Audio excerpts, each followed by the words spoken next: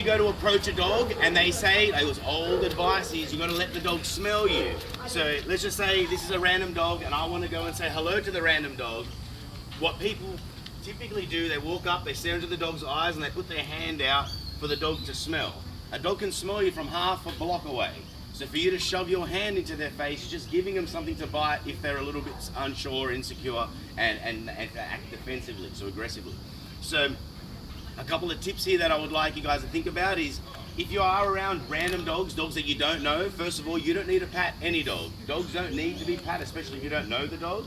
So if you see it, like when I'm walking down the street, not working, and I don't have anything to do with the random dog, there are times where I have the impulse to be like, oh, I just want to give you a pat. But most of the time, I respect the dog's space. I will pass it out. I can acknowledge the dog, but body language is important. So when it comes to ignoring a dog or just being in the presence of another dog, if you're not looking at trying to interact with it, is ignoring would be me explaining it as no touch, no talk, no eye contact. So if I'm around a dog and I want to ignore the dog, I just don't look at the dog, I don't talk to the dog, and I don't try to touch the dog. So this would be me ignoring the dog, where a lot of the times someone would say, hey, can you ignore that dog? And they're like, okay. And they start acting real weird and dodgy, and the dog starts going, you're strange. So if I was a dog and I was feeling a little bit defensive and there was something coming up towards me, like another being, and if I stiffen up, if I'm the dog and I stiffen up, that's usually a cue that the dog probably going to give like some sort of social correction or probably bark and run.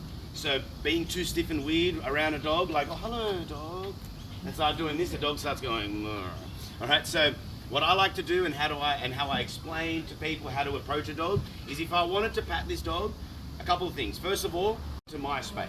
So if I've got the dog in that distance, it's nice doing this with dogs that don't know me, but there's no other dogs around here. So if I saw a dog then I wanted to interact with it, I don't put my body square onto the dog. I don't stare at the dog and I don't try to put my hand out and pat them. What I'll do is I'll get down low. Typically, you don't have to go all the way down low because sometimes that can be dangerous for some dogs. You're now going to get your face bitten.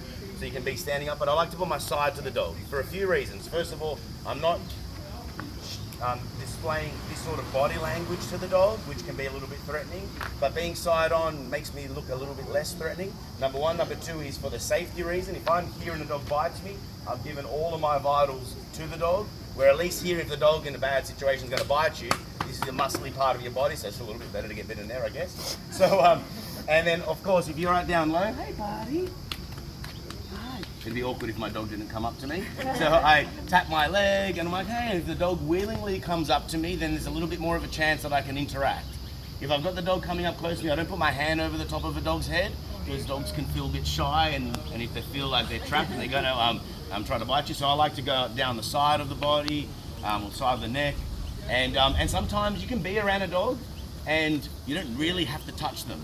We have this thing about touching other animals, which is kind of strange, because I don't go up to any one of you and touch